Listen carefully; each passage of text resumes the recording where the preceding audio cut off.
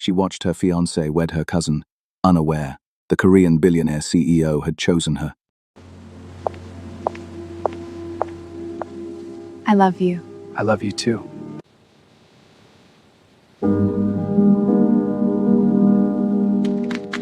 I always get what we have. Everything that is yours finds its way to me eventually. You know that, Anna. You have always known that. You look nice. Though red at a wedding is a little much, don't you think?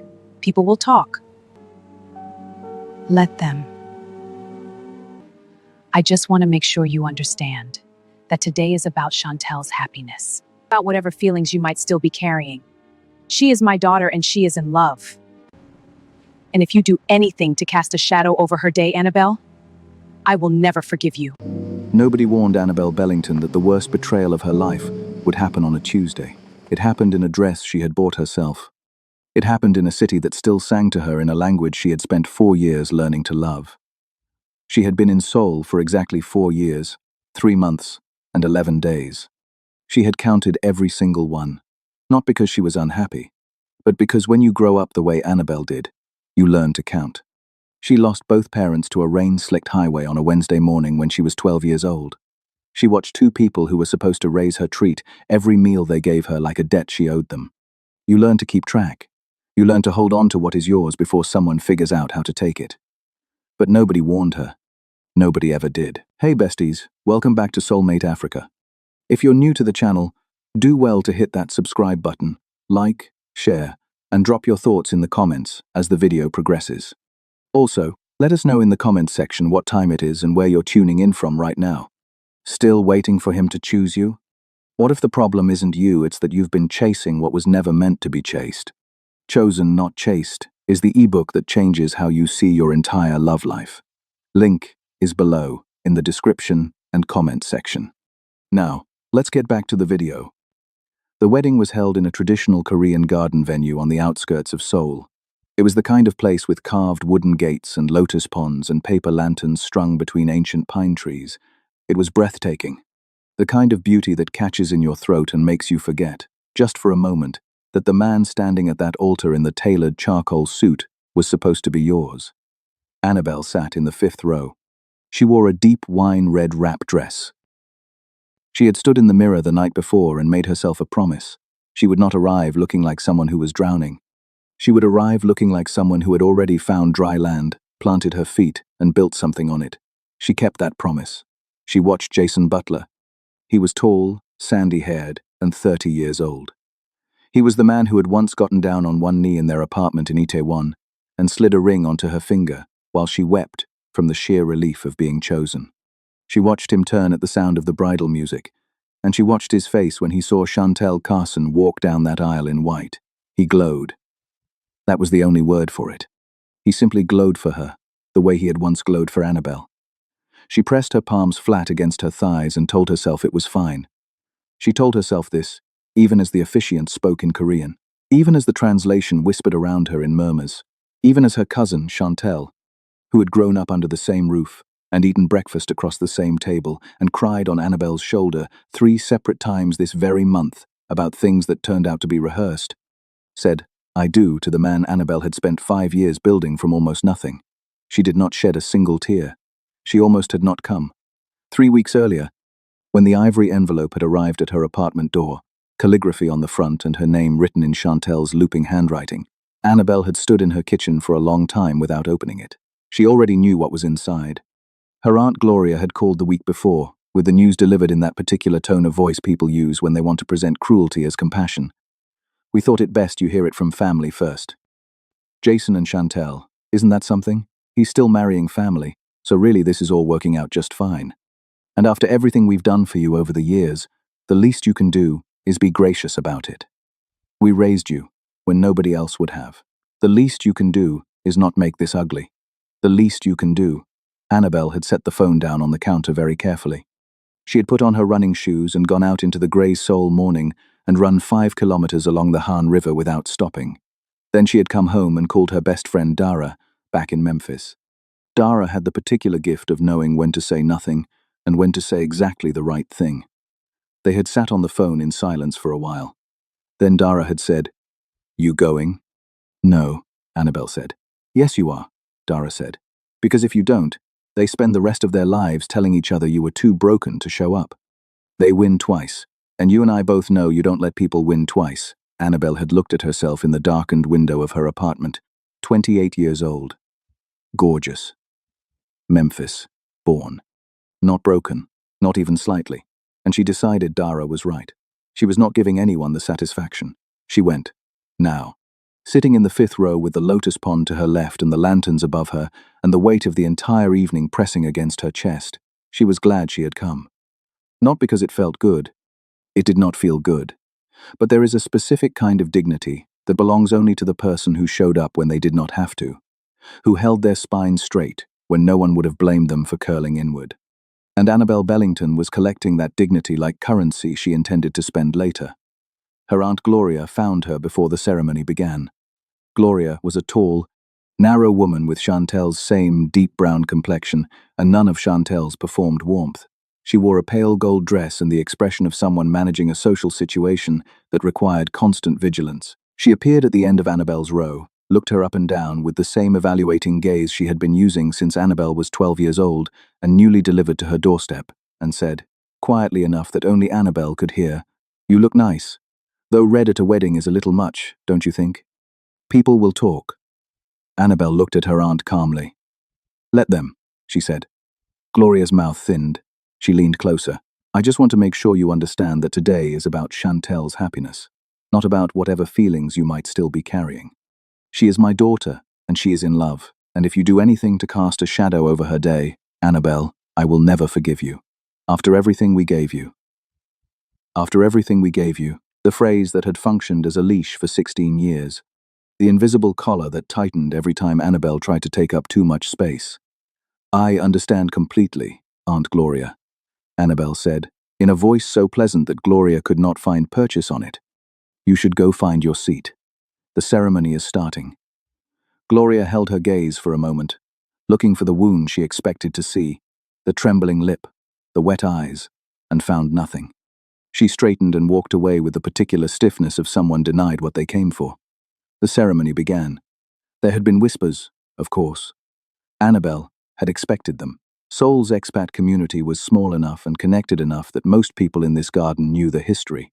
She caught fragments during the processional as guests turned and murmured to their neighbors. "That's her, the one who was engaged to him first. 5 years, and then he just..." She came. Can you imagine having that kind of grace? Annabelle received each fragment and let it pass through her, the way water passes through a sieve, leaving nothing behind. Jason said his vows. He said them looking at Chantel with the full weight of his attention, the way Annabelle remembered him looking at her once. She watched this and noted it the way you note an old scar. It was there. It had a history. It no longer broke open when touched. What she did not yet know, sitting in that fifth row, was everything that had been said and done in the months before that vow was spoken. She would learn it later. She would learn it from Jason himself. In a moment of spite he would mistake for power. But that comes later. The ceremony ended. The guests moved through the garden toward the reception space, where a jazz quartet was playing and servers were circulating with champagne on silver trays. The lanterns brightened as the sky dimmed. The lotus pond went still and reflective. Annabelle accepted a glass of sparkling water and moved through the space with unhurried grace. She accepted condolences from people who had not expected her to come and did not know how to say so. She deflected the sympathetic looks with a smile that gave nothing away. She was almost to the terrace when she noticed the man by the koi pond. He was standing slightly apart from the crowd, alone in the particular way of people who choose solitude rather than endure it. Korean, mid-30s. Quietly formidable in a navy suit that fit him the way expensive things fit people who have stopped noticing expense. His hair was striking, natural white, not silver, not grey, a clean and deliberate white that caught the lantern light and held it. He wore it swept back in a way that suggested he had decided long ago that standing out was simply the cost of being himself. He was not watching the party. He was watching her, not hungrily, not with calculation. With recognition, the way you look at something you have been carrying the image of for a long time and are now seeing in the original. Annabelle held his gaze for 3 seconds. Then she looked away and continued moving through the room, because she had not come here to meet anyone. She had come to survive the evening with her head high, give her congratulations, and leave. She found Jason and Chantel at the main table during the reception, surrounded by the warm orbit of photographers and relatives performing a happiness that had, underneath it, the slight quality of relief. The way people celebrate when something that was complicated has been made, at last, uncomplicated. Jason saw her coming, and his expression shifted. It was subtle, the way these things always are when a man who has done something he suspects was wrong is confronted with the evidence of it. A hardening at the jaw, a cooling of the eyes. He looked at her the way people look at things they have discarded and do not want to be reminded of, like she was an invoice he had already disputed. She stopped in front of them. She kept her voice even and her posture easy. "Congratulations," she said. "It is a beautiful evening." Jason said nothing. He looked at her with that flatness in his eyes and said, absolutely nothing. Not a word of acknowledgement, not even the courtesy of pretending. Chantel reached forward and took Annabelle's hand between both of hers, the way she always had, warm and sisterly and performing every note of it. Then she leaned in, her lips close to Annabelle's ear, the smile never leaving her face for the watching crowd. "I always get what you have," Chantel said softly. "Everything that is yours finds its way to me eventually. You know that, Anna. You have always known that." She pulled back, still smiling, as though she had whispered something tender. Jason laughed softly beside her at something in his own head, oblivious, the way he had always been oblivious to anything that did not directly concern his own advancement. Annabelle stood very still. She let the words arrive. She let them settle in her chest. She let herself feel the full shape of them. She thought about 16 years in her aunt's house. She thought about the accounting of every kindness. She thought about the phone call 3 weeks ago. At least he is still marrying family. And then something in her went very, very quiet. She was turning to leave when she heard his voice behind her. "Miss Bellington." Low, precise, carrying the particular quality of someone who does not raise their voice because they have never needed to. She turned. The white-haired man from the koi pond was standing a few feet away. Up close he was even more quietly commanding. There was a stillness to him that drew the eye, the way certain music draws the ear, not by announcing itself, but by being, simply and completely, itself. "I am sorry," Annabelle said. "Have we met?" "Once," he said. "You would not remember. It was a boardroom presentation 4 years ago, and you were not there to meet me. But I have not forgotten you." His Korean accent was measured, precise, the English of someone who had learned it as a working tool and had since made it his own. Annabelle studied him carefully. 4 years ago. She had been newly arrived in Seoul, still orienting herself, working as a financial consultant for a mid-sized firm that occasionally subcontracted to larger companies. "The Hanseo Group Quarterly Review," he said. "March, 4 years ago. You were brought in by a subcontracting firm to review the presentation materials. You were not supposed to speak, but you raised your hand and pointed out a compounding error in the revenue projection model that none of our internal analysts had identified. A miscalculation that would have resulted in a 12 billion won reporting discrepancy in the public filing." Annabelle remembered. She remembered the room full of suited men who had turned to look at her with varying degrees of surprise and irritation. She remembered her senior partner grabbing her elbow afterward and hissing that she was there to observe, not to embarrass the client's own team. She remembered leaving that building and eating sundubu jjigae alone at a street-side pojang matcha, thinking about how exhausting it was to know the right thing and calculate whether saying it was worth the cost. She had said it anyway. She always did. "I remember the meeting," she said carefully. "I do not remember you." "I was not in the room," he said. "I was watching from the observation deck. I watched you save my company from a very public error." He paused. "I had my assistant track down your firm the following week. A card was left with a contact number. I was told it was passed along to you." The card. Annabelle had received it weeks after that meeting, delivered through 3 intermediaries, tucked in an envelope with only a number and the words, "Any position, any time, ask." She had assumed it was a formality, the kind of polite gesture powerful men extended and never expected to be redeemed. She had kept it in the back of her wallet for 2 years before she finally used it. Not for herself. For Jason.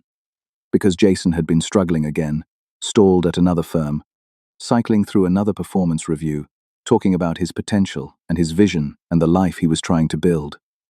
"Babe, I just need one real break," and he would do the rest himself. And there was a mid-level directorial opening at what she now understood was this man's company. And she had thought, quietly, without telling Jason where the connection came from or how she had come to hold it, that maybe this was the break. Maybe this was the thing that finally got him to where he had said he wanted to go, and then they could begin the life he had promised her, the one that was waiting just on the other side of his next achievement. She had called the number. A calm female voice had answered. She had given Jason's name and credentials. Within a week, he had been contacted for an interview. Within a month, he had the role. Within 8 months of having the role, he had called off their engagement. She stood in the garden very still. "You gave him the position," she said. Not a question, a calculation arriving. "I gave you a promise," the man said. "You redeemed it for someone else. I honored it, because it came from you. I did not know who he was to you at the time. I discovered it recently." He paused. "When I received this wedding invitation through my company's corporate events protocol," he held her gaze. "My name is Lee Sun-woo," he said. "I own the Hanseo Group, and I have been looking for you for 4 years, Miss Bellington." Around them, the reception continued. The lanterns swayed. The koi moved in their slow gold arcs. Someone laughed too loudly near the champagne table, and someone else took a photograph of the bride and groom that would end up on Instagram by morning. Annabelle Bellington stood in the middle of all of it and felt the world tilt quietly on its axis. Not dramatically, not in the way of crisis, but in the slow, irreversible way of tectonic things, of plates that have been pressing against each other for a long time, finally releasing. "Why?" she said. Lee Sun-woo considered the question with the seriousness it deserved. "Because," he said, "you are the only person in 4 years who walked into a room full of powerful men and told them, without apology and without asking permission, that they were wrong. And you were right, and it cost you professionally, I suspect, to be right, and you did it anyway." He paused. "In my experience, that kind of person appears once. If you are fortunate enough to see it, you do not look away." He reached into his jacket pocket and produced a card, simple, cream-colored, nothing on it but his name and a number. He held it out. "I am not asking you to decide anything tonight," he said. "I am only telling you that the offer stands, properly this time, and for the right person." A pause. "Whenever you are ready." Annabelle took the card. Their fingers did not touch. He was careful about that. Careful in general, she had already noticed, in the precise, deliberate way of someone who understands that the things you handle carelessly are the ones that break. "Good evening, Miss Bellington," he said, and he turned, unhurried, and walked back toward the koi pond. Across the room, she saw Chantel watching. The smile on her cousin's face had changed shape, technically still present, the muscles doing the required work, but the warmth had drained out of it. Chantel had expected to be the most watched woman in the garden tonight. She had arranged things specifically for that result. The math was not working out. Jason had noticed too. He stood with his champagne glass and the expression of a man who is watching something that should not be happening, in the way that people look when a story they have been telling themselves suddenly has a detail that does not fit. Annabelle looked at neither of them. She walked out of the garden and into the Seoul evening, and she breathed all the way in. She did not call the number that night. She went home to her apartment in Mapo-gu, the one she had found herself, furnished herself, paid for with money that belonged only to her, and made chamomile tea and sat by the window with Lee Sun-woo's card on the kitchen table, looking at it while the city lit itself up against the darkness. She thought about a great many things that night. She thought about her parents, about the rain and the highway and the Wednesday morning when 2 police officers had come to the school, and she had known from the look on their faces before they opened their mouths. She thought about the church basement afterward and her Aunt Gloria saying, "You are welcome to stay with us," in a voice that had made the welcome sound conditional from the first syllable. She thought about 16 years of careful gratitude, of shrinking herself, of learning the precise dimensions of the space she was allowed to occupy. She thought about Jason. She thought specifically about the year after he got the Hanseo position, the wardrobe changes, the restaurants she was not invited to, the new language he adopted, potential, network, the life I am trying to build. She thought about the gradual, deliberate way he had begun to look at her differently, the way you recalibrate your view of a neighborhood when it starts to feel inconvenient. She had not understood it then. Now, sitting in her kitchen with the card on the table and the city outside the window, she was beginning to understand it. Not just what Jason had done, but what had been done to her, what had been said in her absence, what had been arranged. She picked up the card. She put it back down. She finished her tea. She went to bed. She slept better than she had in months, which surprised her, and then she thought about why and understood. She had shown up, she had walked through the hardest evening in recent memory, with her head high and her spine straight, and she had walked out the other side, still herself, still whole. Not a single piece of her surrendered to anyone's expectation. That was worth sleeping well over. In the morning, she called the number. His assistant answered. Calm, professional, without any indication of surprise. She gave her name. The assistant said Mr. Lee was available Thursday at 2 o'clock. If that suited her. It suited her. She was given an address in Gangnam, the Hanseo Group Tower, which she had walked past 100 times in 4 years, without ever imagining she would have cause to go inside. She spent the next 2 days not thinking about it, which is to say she thought about it precisely as much as she thought about everything, methodically, without rushing, without allowing the scale of the thing to make her careless. On Thursday, she wore a charcoal blazer and dark trousers and small gold earrings. She looked exactly like what she was, a competent professional who had an appointment and intended to take it seriously. The Hanseo Group Tower was even more impressive from inside than from the pavement. The lobby was marble and glass and the particular quiet that money maintains without effort. A young woman at reception gave her a visitor badge and directed her to the 43rd floor. Lee Sun-woo's office was not what she had imagined, which she suspected was the point. It was large, yes, and the view was extraordinary. The Han River on one side, the mountains on the other, all of Seoul laid out in the afternoon light. But the furniture was simple, and the shelves were full of actual books, many of them worn at the spine. There was a chess set on a side table with a game in progress, mid-match, complex, the kind of position that took a long time to arrive at. He was standing at the window when she came in. He turned, and the afternoon light caught his white hair, and for a moment Annabelle understood precisely why she had kept looking at him in the garden. There was something about him that simply commanded attention, not by demanding it, but by being entirely, unhurriedly, himself. Miss Bellington, he said. Thank you for coming. Thank you for the invitation. She sat in the chair he gestured toward, not the chair across a large desk, but the one beside the low table, the meeting arranged as a conversation rather than an audience. She noticed that too, though I will be honest, I am still working out exactly what I am being invited to. That is a fair place to start, he said. He sat across from her. I owe you a debt. 4 years ago, your intervention saved my company from a significant and embarrassing error. The promise I made through that card was genuine. You used it for someone else. I would like to offer it again, properly this time, and directly to you. She looked at him steadily. I am not looking for charity. I know you are not, he said, which is why I am not offering it. He slid a folder across the coffee table. She opened it. Her own professional record looked back at her. Her degrees, her consulting portfolio, the firms she had worked with, the analyses she had produced, the quiet and meticulous body of excellent work she had been doing for years in spaces that had been systematically billing it under other people's names. The Mapogu firm you work for has been attributing your analysis to senior partners for 2 years. I have seen the billing records. She had known this. She had chosen, each time, to tell herself it was temporary. A season of proving herself before the credit arrived. I am offering you the position of Director of Financial Strategy, he said, and named a salary that was nearly 3 times what she was currently earning. The scope, the team structure, and the equity options are in the second section. She read it carefully, the way she read everything, line by line, without rushing, treating each clause as information rather than performance. When she finished, she looked up. This is a significant offer, she said. It reflects a significant skill set, he said. Why are you doing this? She said.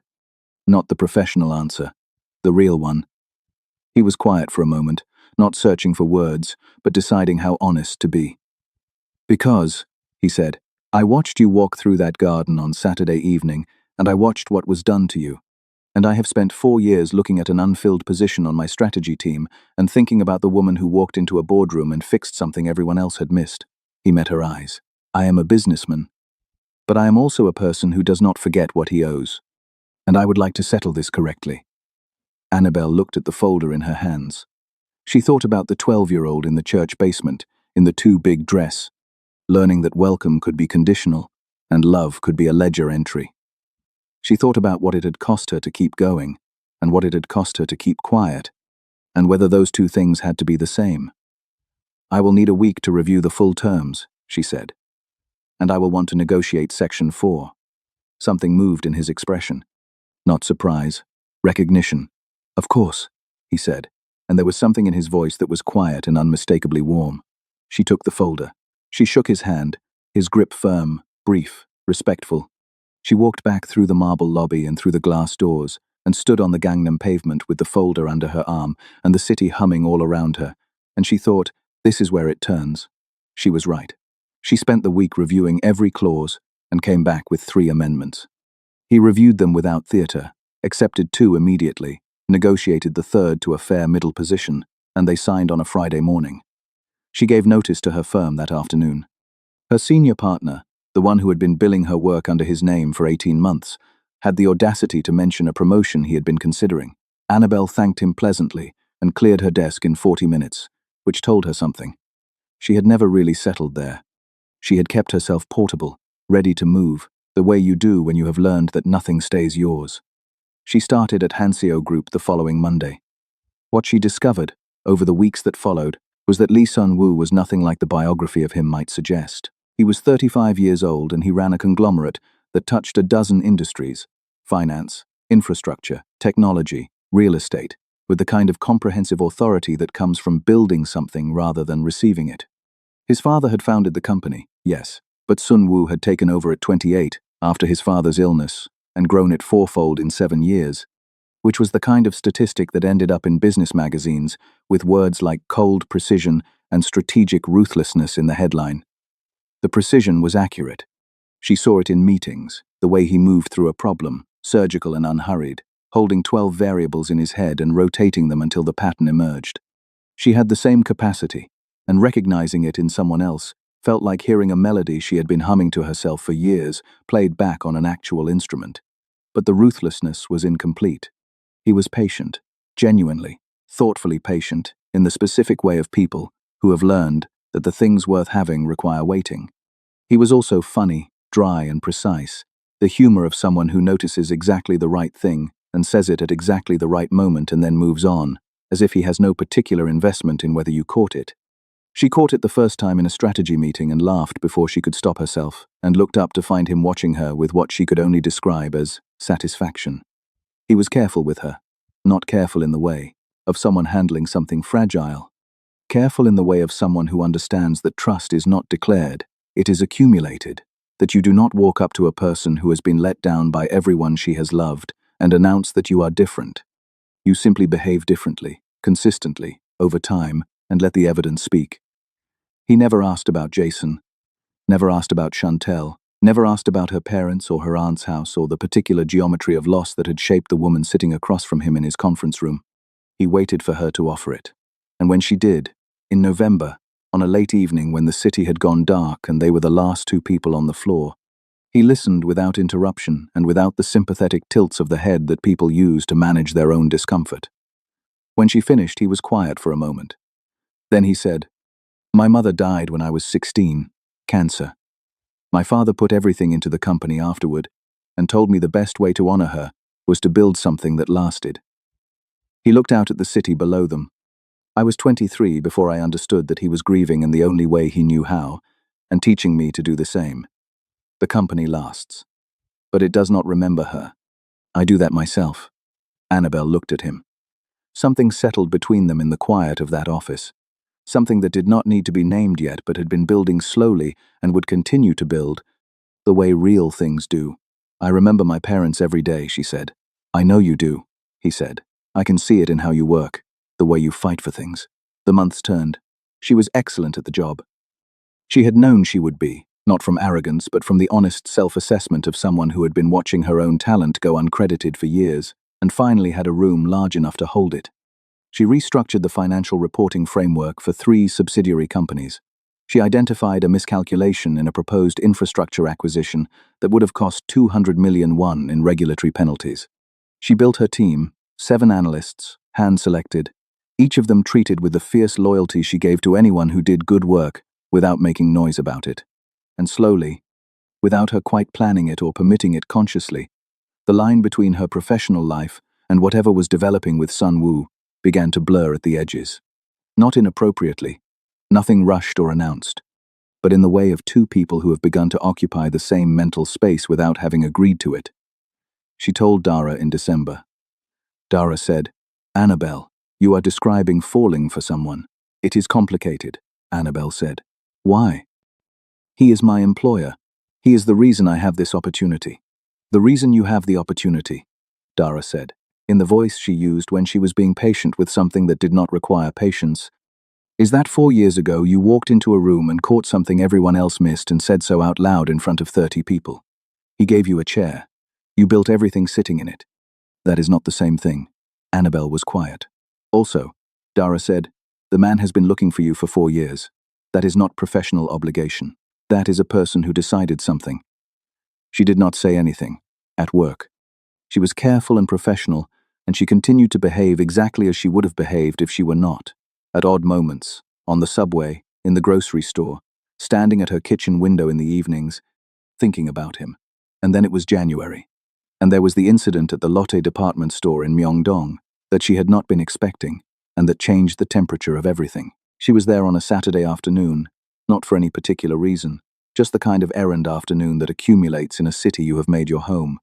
She was in the beauty section on the ground floor, considering 2 different shades of a lip color she did not need but wanted, when she heard the voice. Chantel.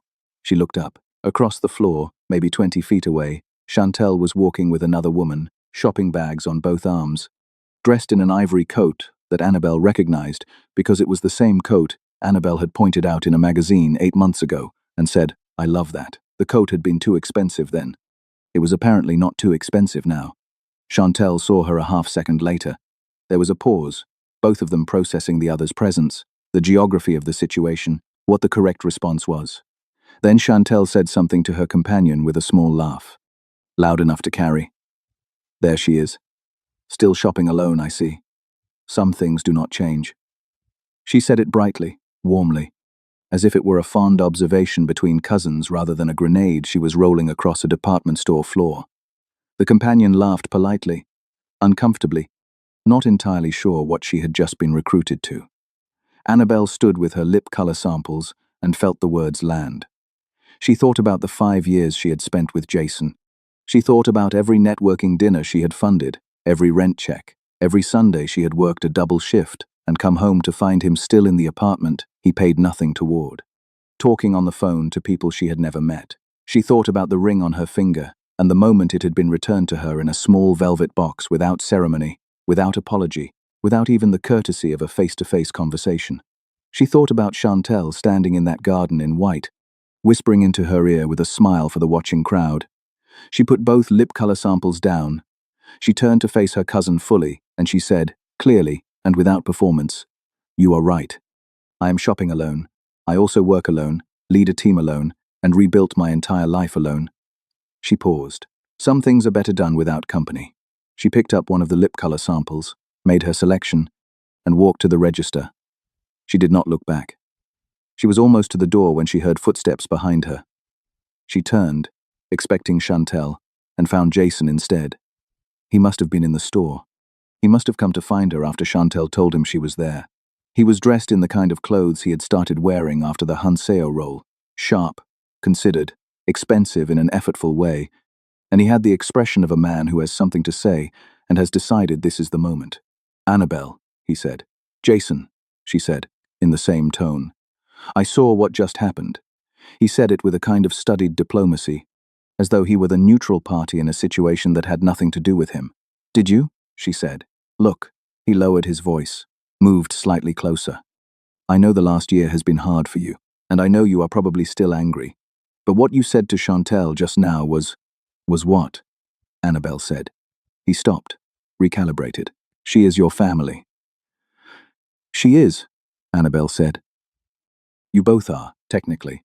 And technically, family is people who share a last name or a bloodline or a roof at some point in your history. That is the technical definition." She held his gaze. "But you want to talk about what family does, Jason. You want to have that conversation in the middle of a department store." Something moved across his face. "A tightening. You always do this," he said. "You always make everything so complicated. This is exactly why." He stopped. "Why what?" she said, very quietly. He looked at her, and for the first time, she saw it. The thing underneath the studied confidence. The thing he had been working hard not to show. Not guilt. Exactly. Something smaller and less dignified than guilt. Something that looked like a man realizing, in the middle of a department store on a Saturday afternoon, that the story he had been telling himself did not quite hold. Why things did not work out, he said, finally. Go ahead, she said. Say it. He exhaled. And then he said it. The thing he had been carrying. The thing Chantel had been building in his ear for months before he had the nerve to act on it. You were too much, he said. You were always too much. Always the one with the answers, always the one who knew better. Always the one in the room pointing out what everyone else missed. Chantel told me, and I agreed with her, I still agree with her, that a man needs to feel like he is the one leading, like he has something to offer. With you, I always felt small, Annabelle said. He blinked. You felt small, she said, because I was competent, because I knew things and said them and did not shrink them down to fit your comfort level. She looked at him. This man she had loved, this man she had funded and believed in, and quietly carried through 5 years of his potential, and she felt something that surprised her with its clarity. Not anger, not heartbreak, pity, clean and final, the kind that comes without contempt, but also without any remaining hope. Your company gave you a position, she said, because of a favor I called in. A favor owed to me, earned by my work, that I spent on you. She watched him absorb this, and in 8 months of having something I gave you, you decided I was too much. She paused. I hope the next 8 months are useful to you, Jason. I genuinely do. She turned and walked out of the department store into the cold January afternoon. She stood on the Myeongdong pavement for a moment, feeling the air against her face, feeling the full weight of what had just been said and what it had cost him to say it and what it had cost her to hear it, and the fact that neither the cost nor the weight of it was unbearable, that it was, in fact, manageable, more than manageable. It was, she realized, something close to release. Because here was the thing about the truth, even a painful one, even one delivered out of spite, in the middle of a department store. It closed something. For 11 months, she had been living with a story that had no stated ending. Only a man who had looked at her one day with different eyes and handed her back her ring in a small velvet box and said the words, I need something different. She had assembled her own explanations for why. She had blamed his ambition. She had blamed the timing. She had blamed herself, quietly, in the way women do when they have been trained since girlhood to turn the problem inward before they turn it outward. She could stop doing that now. She now knew what Chantel had been building in his ear. Month by month, dinner by dinner, all those late evenings, she had been working doubles, and Jason had been building his new network with her cousin, apparently present in it more than she had known. She could imagine it, the easy intimacy of two people who bond over the same target. The way Chantel would have said it, not cruelly, but with a kind of fond exasperation designed to sound like concern. She is just a lot, is not she? Always the smartest person in the room. Must be exhausting to live up to that. You deserve someone who makes you feel like the man, not like the student. She had always had what Annabelle had. She had always wanted what Annabelle had. But taking Jason had not been about wanting Jason specifically. It had been about a particular victory that nothing else could deliver, the proof that she could reach into the center of Annabelle's life and take the thing she had built most carefully and that Annabelle could do nothing about it. What Chantel had not understood was that you cannot take something from a person who has finally stopped defining herself by it. Annabelle stood on the Myeongdong pavement and felt that understanding settle like sediment after long water movement, finding its natural resting place at the bottom of everything. She took out her phone and she called Sun Woo. He picked up on the second ring. Are you at the office? She said. No, he said. I am at home. Is something wrong? Nothing is wrong, she said. She paused, looking at the street, the crowd, the Saturday afternoon moving around her. I had a conversation today that I think I need to tell you about. Come over, he said. She went. His apartment was in Hanamdong, one of those buildings with a quiet lobby and a view that did not announce itself until you were already inside and suddenly confronted with Seoul spread out below you in every direction. He answered the door in a casual sweater and dark trousers, holding a book with a finger still marking his place. He looked more like himself, she thought, more like the actual person underneath the position than he did at the office. She sat on his couch and told him everything. The department store, Chantel's coat, Jason's explanation. The 5 years condensed into one sentence. She was too much. She said it plainly, without performance, the way she told him everything, and he listened. When she finished, he was quiet for a moment. "How do you feel?" he said. "Free," she said, and was surprised to find she meant it fully.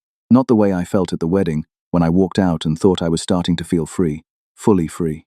Like the last thing that was still holding the story together just let go. He looked at her steadily. In the apartment light, with the city behind him and the book still marked in his hand, he looked nothing like a person who ran a 12-division conglomerate. He looked like a person who had been waiting a long time for something and was beginning to understand it had arrived. "You know what you told him in that store," he said. "What?" "You told him the truth," he said. "And the truth about you is that you have always been too much for people who needed you to be less. That is not a flaw in you. That is a flaw in their capacity." He paused. "For what it is worth, and I understand if it is not worth a great deal right now, you have never been too much in any room you have walked into here. You have been exactly what was needed." Annabelle looked at him. She thought about Dara saying the man has been looking for you for 4 years. She thought about the chess set in the office, mid-game, patient. She thought about the way he had given her a position, and then simply stepped back and let her fill it, let her build the table, never leaning in to remind her of what he had provided. "Sun-woo," she said. "Yes," he said. "I need you to understand something," she said. "I spent 5 years with a man who needed me to be smaller so that he could feel bigger, and before that I spent 16 years in a house that kept me grateful so that I would stay manageable." She held his eyes. "I do not know yet how to be with someone who is not trying to make me smaller. I have never done it. I do not know what it looks like." He nodded slowly, not dismissing it, not reassuring her past it, receiving it. "Then we learn what it looks like," he said, "together, without rushing it." She breathed in, she breathed out. "All right," she said.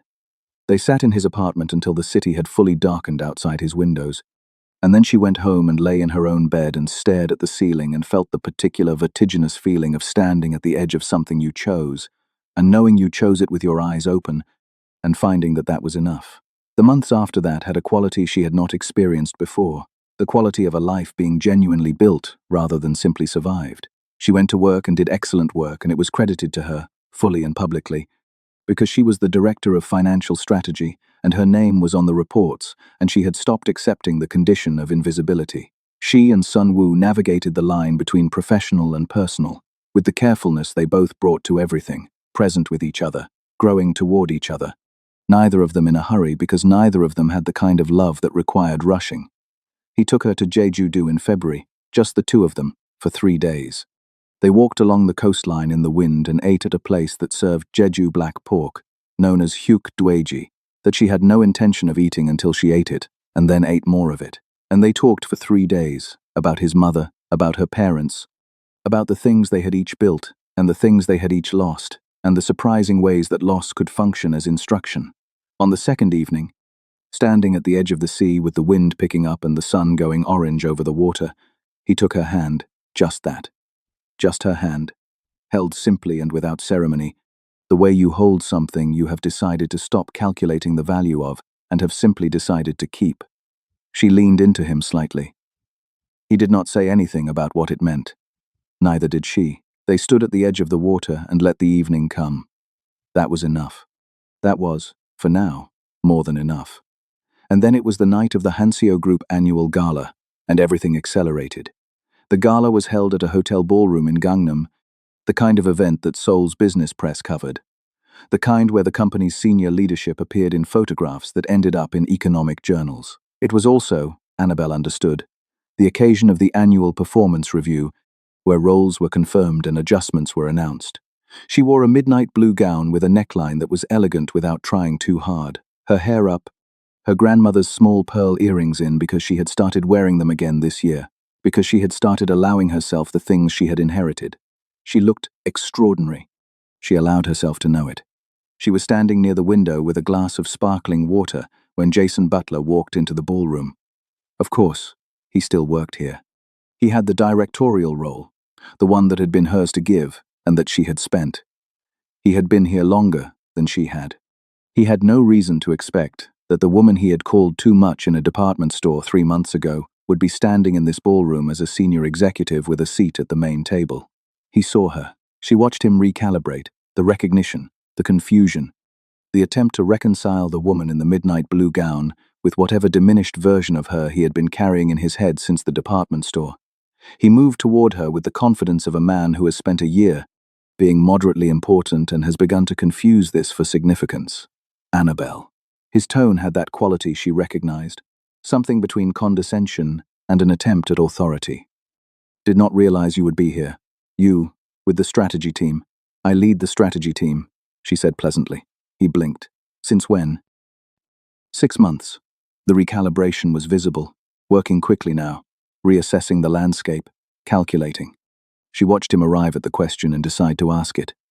You know Sun Wu, then? Yes. He nodded slowly, and then he did the thing she had been half expecting. He smiled, the particular smile of a man who has decided he has identified the explanation, and the explanation is one that puts him back in a position of understanding. Right, I see. The smile said she slept her way into this. The smile said she found a powerful man, and used him the way women like her do. The smile said there is nothing here that changes the fundamental story, which is that I assessed her correctly. She looked at that smile. She thought about 4 years of excellent work under other people's names. She thought about a boardroom at 24, raising her hand and being grabbed by the elbow afterward and told to remember her place.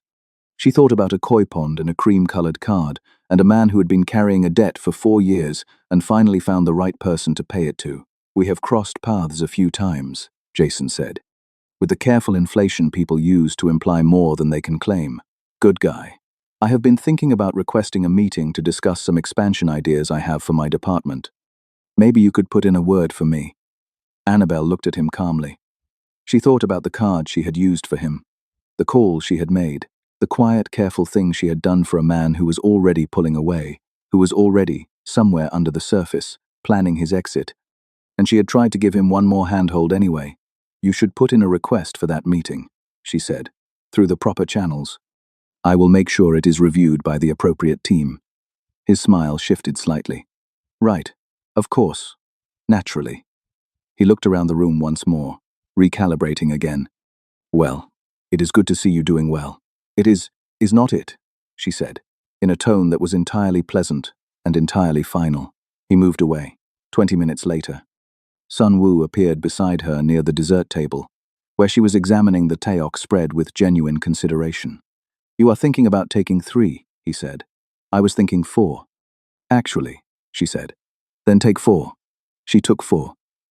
He stood beside her, not performing companionship, just present, the way he was always simply present. I saw him speak to you, Sun Wu said. I handled it, she said. I know you did, he said. I was not offering to intervene. I was checking in. She looked at him sidelong. The distinction mattered. She recognized it and she appreciated it in the same breath. There is something I need to tell you, he said. Before the formal part of the evening begins, he turned to face her fully. The board voted last month to create a new C-suite position, Chief Strategy Officer. It is a role that has been discussed for 3 years and has never been filled because the right person has not existed in this company until now. He held her eyes. They approved your appointment unanimously. Annabelle was still. You did not tell me, she said. I needed your work over the past 6 months to be your work, he said. Not a performance for a promotion. I needed to see who you were when you believed you were simply doing your job. She looked at him for a long moment. This man, this patient, white-haired, deliberate man who had been looking for her for 4 years and had found her in a garden and had given her a chair and stood back and let her build, and never once, not once, made her feel that what he had provided was something she owed. That is either very thoughtful, she said, or extraordinarily high-handed. Possibly both, he said, and the small, dry precision of it landed, and she laughed. A full, real laugh, the kind that does not calculate its own sound, and something shifted in his face, something opened, something she recognized, and that she was done pretending she did not recognize. Annabelle, he said. Sun Wu, he said. I have been careful with you, he said, because you needed a professional relationship that was clean and honest and free of any suggestion of obligation. and I was not willing to risk that. He held her eyes. But I want you to know that the carefulness has never been distance. It has been the opposite of distance. I know, she said quietly. I want you to know. I know you know, he said, with exactly that precision. And she laughed again, and he smiled. The real one, the whole of him in it. And she thought, there it is. She reached out and took his hand. He held it. The formal program began. They walked in together. The room noticed. Some of the noticing was from people who had been at a garden wedding in September and had sat among the paper lanterns and heard the whispers about the woman in the wine-red dress who was supposed to be at the altar. Those people exchanged glances that contained entire conversations. The announcement was made. Chief Strategy Officer, Annabelle Bellington, effective immediately. The applause was genuine and warm. Across the ballroom, Jason Butler stood with his champagne glass and understood in full realization, slowly and completely, everything she told him at the store he had thought to be make-believe. He understood who had given him his role. He understood who had asked for it. He understood that the card he had never known existed had been used for him, by her, with the quiet, selfless instinct she applied to everything, and that she had done it while he was already, somewhere under the surface, planning to leave. He understood that the woman he had called too much was standing at the front of a ballroom as the chief strategy officer of the company that employed him, standing there beside its CEO who was looking at her the way men look at things they have decided to protect with everything they have. He understood what he had thrown away. But understanding is not the same as learning. Some people circle the same lesson their whole lives. What happened next unfolded over the following weeks with the quiet efficiency of systems correcting themselves. Annabelle's first official act as chief strategy officer was to commission a full performance audit of every directorial position in the finance division. It was standard practice. It was documented, necessary, and entirely within her authority. Her team conducted it with the same methodical rigor she brought to everything. Jason Butler's directorial role had been underperforming for 11 of the 12 months it had existed. 3 major project deliverables had been submitted late and below specification. 2 client relationship scores were in the bottom quartile. The position, as currently structured and occupied, was not generating the returns it was designed to generate. The audit documented this clearly, without editorializing, without commentary. Annabelle filed the review through proper channels on a Tuesday morning. The board reviewed it that afternoon. The decision was made without drama, the way decisions made on clean evidence tend to be. She was in a meeting when it happened, a site consultation for the infrastructure acquisition that had become one of her division's flagship projects. She came back to the office in the late afternoon to find her team working quietly and the day proceeding as it normally did. Sun Wu appeared in her office doorway at 5 o'clock. "You heard," she said. "I approved the board's decision this morning," he said. He came into the office and sat in the chair across from her desk, easy and unhurried. It was the correct decision. The evidence was clear. "I want to be clear that it was made on the performance review," she said. "Not on anything else." "I know," he said. "That is exactly why I approved it." She was quiet for a moment. "He is going to say I did this," she said. "He is going to tell people in this industry that I used my position, that I had him removed out of spite." "He may," Sun Wu said. "The performance review is documented, the decision is sound, and the people who matter know who you are." He paused. "And the people who do not know who you are will watch what you build from this position over the next 12 months and draw their own conclusions." She nodded slowly. "How does it feel?" he said. She thought about it honestly. "Not the way I thought it would," she said. "I thought it would feel like winning. It feels more like the end of a very long detour." She looked out the window, at the city, like I can finally go the direction I was supposed to be going. "Then, let us go," he said. It was simple. It was exactly right. What Jason Butler experienced in the weeks after his dismissal, he experienced publicly and without the cushion of being able to claim he had not been warned. He had been warned, implicitly, by every performance review, every late deliverable, every client score that had come back in the bottom quartile. He had chosen not to believe those warnings because he had grown accustomed, over the past year of moderate importance, to the idea that his position was secure, that the company valued him, that the narrative of his ascent was still ongoing. It was not ongoing. It had, in fact, already peaked. He attempted to find a comparable role at another firm. His references from Hanseo Group, when called, were accurate and professional, and spoke plainly about his record. The industry was smaller than he had understood. Doors that he had believed were open because of his charm, and his network turned out to have been open because of the company name above his title. And without that name, the doors were significantly less receptive. He had been making a salary he had not yet learned to live without. He had a lifestyle he could not sustain on what he was now being offered.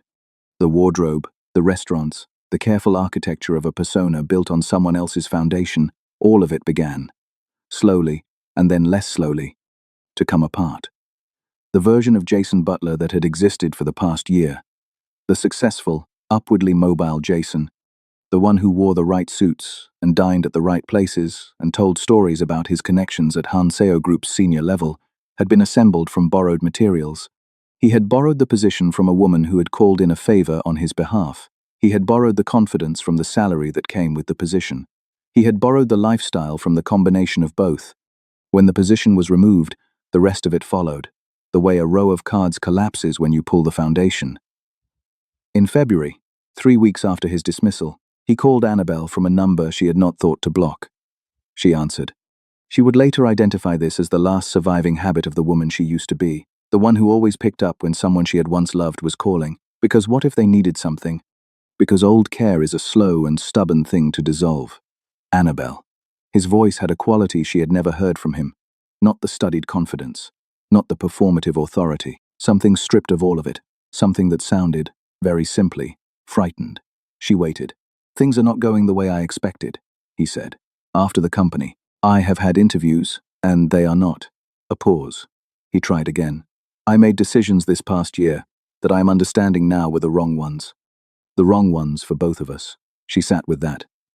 I wanted you to know, he said, that what I said to you, in the store, I was not being fair.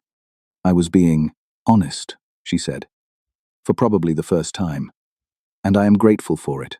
Not because it did not hurt, but because it closed something I needed closed. Silence. I do not know where I go from here, he said, and his voice cracked at the end, the way a structure cracks when the weight it was holding is suddenly removed. She thought about 5 years.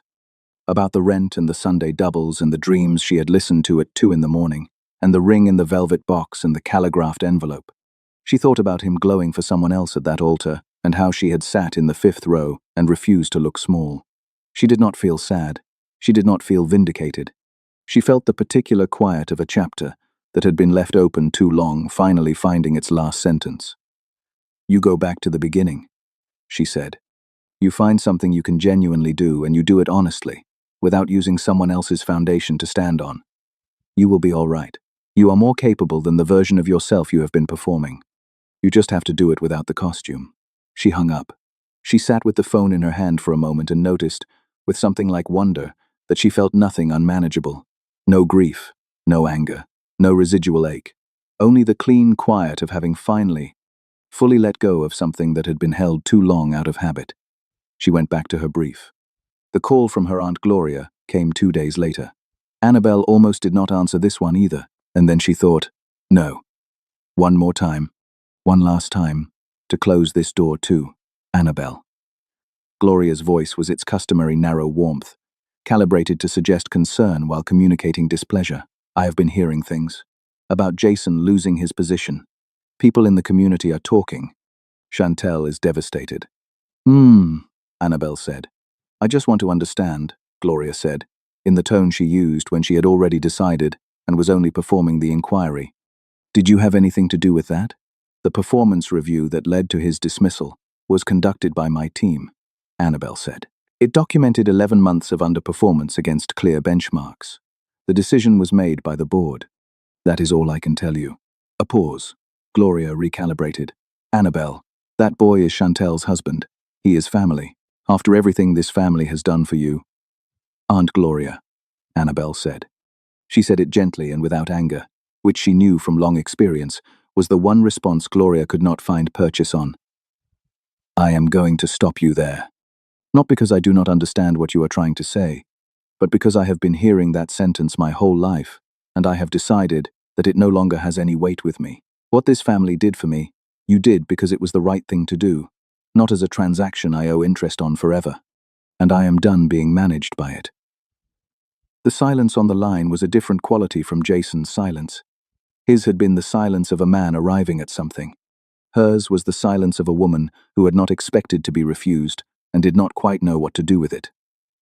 "I hope Chantel is well," Annabelle said, and she meant it, as much as she could mean anything about someone who had looked her in the eye at a koi pond and told her what she told her.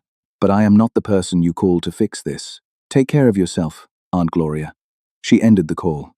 She sat in her office on the 43rd floor, with the Han River visible from her window, and she thought about the 12-year-old in the too big dress being told, "You are welcome to stay with us," and the particular conditional warmth of those words.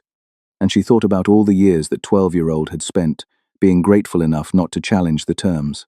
The terms had been challenged now, quietly, finally, without drama, the way the best endings come. Chantel, whose boutique had been limping for 2 seasons, found herself married to a man who was frightened in a way she had not been permitted to see until the scaffolding came down. The performance she had mistaken for solidity turned out to have required a very specific infrastructure to maintain, and that infrastructure was gone. She had wanted what Annabelle had. She had arranged to take it. What she had not understood was that what Annabelle had was not transferable. It was not a man or a title or a lifestyle, but a particular quality of self that had been forged by loss and by the consistent daily decision to stand up anyway.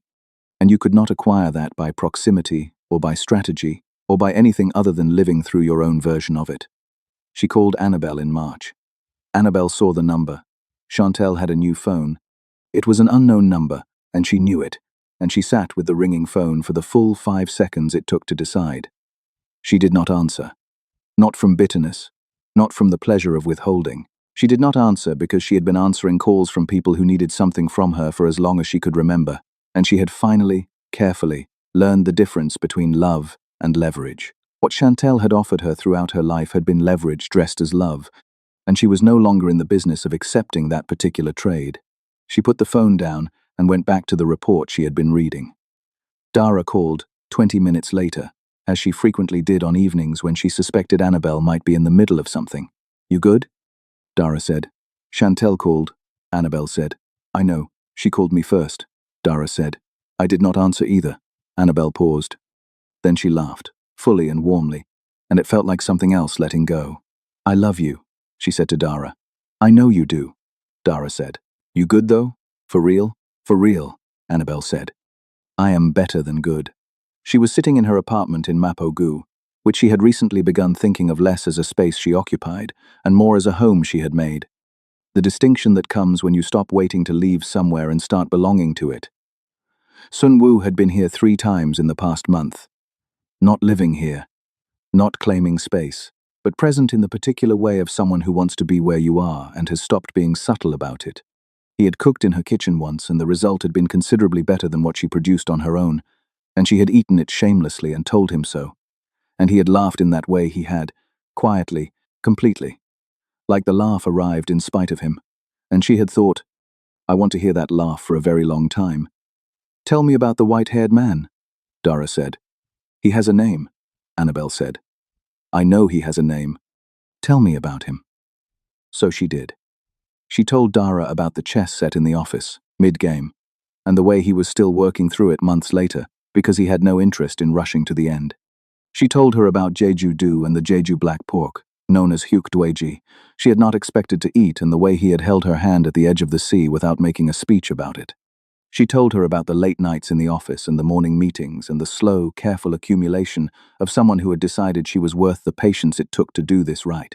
She told her about the department store and Jason's explanation and how she had gone to Sun Woo's apartment afterward and told him, and how he had said the thing about being too much, about there being a flaw not in her but in their capacity.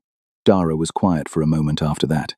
"Anna," she said finally, "you know that man is in love with you." "I know," Annabelle said. "And?" She looked out the window at Seoul, at the city she had counted days in and had then stopped counting days in, at the light spread across the darkness like an answer to a question she had stopped being afraid to ask. She thought about the 12-year-old at the church basement in Memphis. She thought about everything the girl had been told she was: manageable, grateful, just enough trouble that you noticed but not so much that anyone felt obligated to examine it closely. She thought about how long it had taken to understand that who she had been told she was and who she actually was were two entirely different people occupying the same body. She thought about a boardroom at 24 and a hand raised and a compounding error in a revenue model, and the specific feeling of knowing something true and saying it out loud, regardless of the cost. That had always been her. That had always been the truest version of her. And, she said to Dara, I think I am finally ready to be chosen by someone who already knows what they are choosing. Dara made a sound that was half laugh and half something more like relief. The sound of someone who has been watching a person she loves carry too much for too long and is finally witnessing the setting down of it. Good, Dara said. You took long enough. Annabelle was still smiling when the knock came at her door. She opened it, and Sun Wu was there, in his coat, his white hair slightly wind-disordered from the March evening, holding 2 containers of sundaiguk from the Pojang matcha around the corner that she had shown him 3 months ago, and which had since become a shared and unannounced ritual whenever one of them felt that the evening called for something warm. I was in this neighborhood, he said. She stepped back and let him in. He set the containers on the kitchen table and took off his coat and hung it on the hook behind her door that had been empty since she left. Moved in, and she noticed, not for the first time, how naturally he moved in her space, how he occupied it without claiming it, how he brought himself in and let her keep hers. Dara called, she said, sitting down across from him. What did she say? He said. She said you are in love with me. He looked up from the sundaiguk. She held his eyes. There was a pause, not a long one, not a searching one. The pause of a person who has been patient a long time and is now, finally, being told it is all right to stop. Dara is not wrong, he said. No, Annabelle said. She never is. She reached across the table and covered his hand with hers. He turned his hand over and held hers back. The city was quiet outside the window. The sundaiguk steamed in its containers between them. The March night pressed against the glass, cold and clear, the way the best nights are. I do not know how to do this simply, she said. I have never had uncomplicated. I have only had situations where the love and the obligation were tangled up so tight that I could not find where one stopped and the other began. I know, he said. I need you to understand that I am going to be careful, she said. Not cold, but careful. I have been waiting 4 years, he said. I am in no hurry. She looked at him across the kitchen table.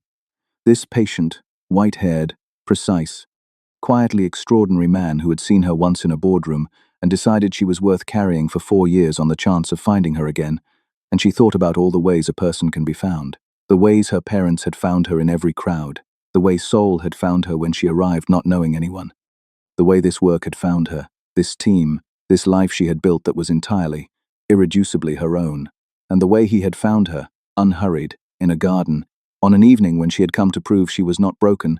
She had not been broken. She had never been broken. She had only been waiting to be seen by someone with the patience to look. All right, she said. Then let us start. He smiled at her, that real smile, the whole of him. And she smiled back, and outside the window Seoul went about its brilliant and indifferent business. And inside the small apartment in Mapo-gu, 2 people sat down to a warm meal and the beginning of something they were both, finally, ready for. If this video made you feel something, if you found yourself nodding along, if you recognized yourself in any of this, then that feeling is your signal. Don't scroll past it. Chosen, Not Chased was written specifically for you. The link is right below in the description and comment section. Go get it. This story is for every woman who has been told she is too much. For every woman who has carried someone else's potential on her back and watched them hand it to someone else the moment it matured. For every woman who sat in a room and raised her hand and was grabbed by the elbow afterward and told to remember her place. You were never too much. You were always too good for spaces that needed you to be less. And somewhere, in a boardroom or a garden or a small apartment where the sundaiguk is still warm, there is someone who has been keeping count of every day since they first saw you. Do not forget to subscribe. And if this story found you at exactly the right moment, you know what to do. Share it with the woman who needs to hear it.